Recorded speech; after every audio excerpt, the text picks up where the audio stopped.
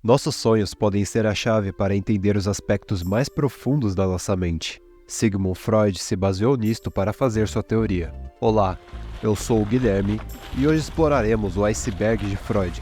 O iceberg é basicamente um vídeo que, no início, nós temos informações que o público conhece em geral, e quanto mais descemos no iceberg, informações mais bizarras e menos conhecidas são apresentadas. A teoria da psicanálise. Freud foi o fundador da teoria da psicanálise. Ele desenvolveu uma teoria revolucionária sobre a estrutura e o funcionamento da mente humana. Ele propôs que a mente é composta por duas principais partes, o consciente e o inconsciente. O consciente é a parte da mente que está mais acessível à nossa consciência.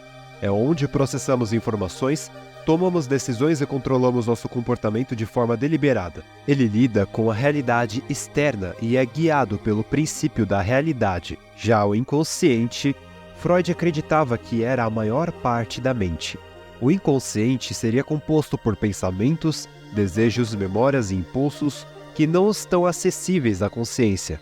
Esses conteúdos inconscientes são reprimidos, ou seja, mantidos fora da consciência por mecanismos de defesa do ego. Apesar de não serem acessíveis diretamente, Freud acreditava que os conteúdos inconscientes exercem uma poderosa influência sobre o nosso comportamento, emoções e experiências.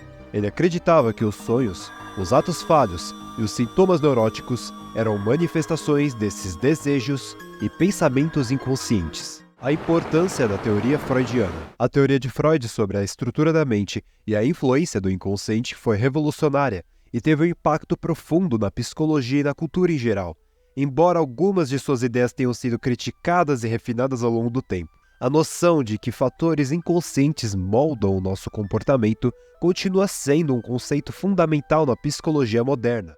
A estrutura da personalidade, id, ego e superego. Freud propôs um modelo fascinante da personalidade humana, dividindo-a em três partes: id, ego e superego. Cada uma dessas partes desempenha um papel crucial no desenvolvimento e funcionamento da personalidade. Aqui ocorrerá algo muito interessante, pois muitas vezes um iceberg é utilizado para explicar sobre consciente e inconsciente, sendo o inconsciente a parte de baixo do iceberg e o consciente a parte visível do iceberg, e também utilizamos este mesmo modelo para apresentar id, ego e superego.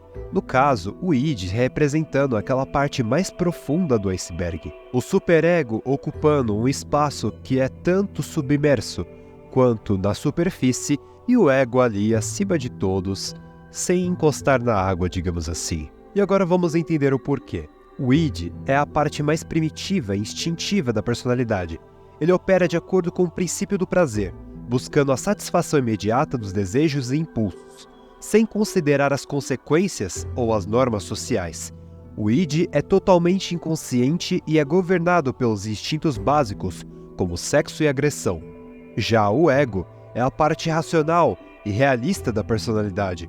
Ele opera de acordo com o princípio da realidade, tentando satisfazer os desejos do id de uma maneira socialmente aceitável. O ego usa mecanismos de defesa para lidar com a ansiedade e o estresse, e é responsável pela tomada de decisões conscientes. E por fim, o superego. Ele é a parte moral da personalidade. Ele representa os valores e normas da sociedade internalizados durante o processo de socialização. Ele age como uma espécie de polícia interna, julgando e criticando o comportamento do indivíduo com base em padrões morais. Ele tenta impedir que o id expresse seu desejo de maneira inaceitável.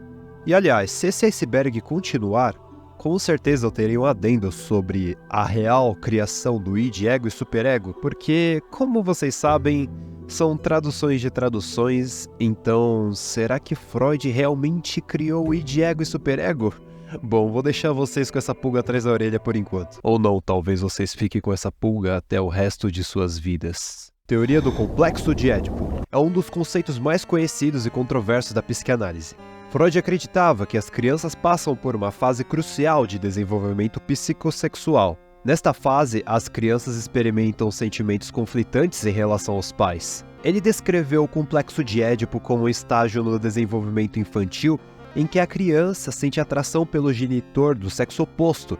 Em outras palavras, o menino se apaixona pela mãe e a menina se apaixona pelo pai. Édipo para os meninos e elétrica para as meninas, e hostilidade em relação ao genitor do mesmo sexo. Então, o menino fica com raiva do pai e a filha fica com raiva da mãe. Para Freud, o complexo de Édipo desempenha um papel fundamental na formação da personalidade e na resolução de conflitos psicológicos. Ele acreditava que a resolução bem-sucedida desse complexo era essencial para o desenvolvimento saudável da criança e a formação de relações interpessoais maduras no futuro.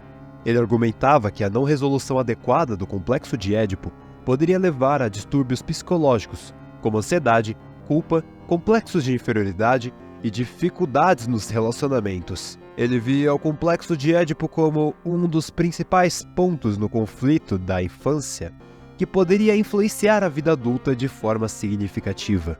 Interpretação dos sonhos. Freud acreditava que daria para você entender o inconsciente olhando para os sonhos. Então, para isso, desenvolveu técnicas sofisticadas para interpretar os sonhos. Para Freud, eles são a realização disfarçada de desejos inconscientes.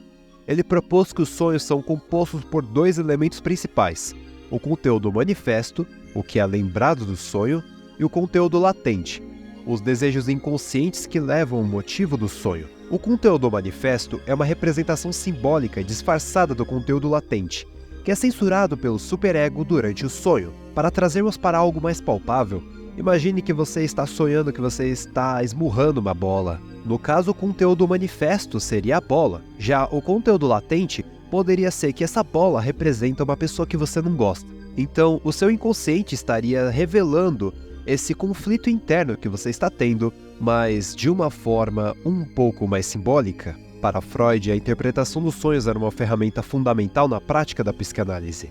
Ela era uma parte de tratamento psicanalítico que permitia que o paciente e o analista trabalhassem juntos para trazer à tona aquilo que estava na escuridão do inconsciente. E desta forma, o analista poderia ajudar o paciente. Você com certeza aprendeu muita coisa aqui hoje. Garanto para você que ainda há muitas informações importantes que nós não listamos aqui neste iceberg. Se você achou interessante e gostaria de aprender mais coisas para mudar a sua vida, comente iceberg. O meu nome é Guilherme, muito obrigado por ter me escutado até aqui e fiquem com Deus.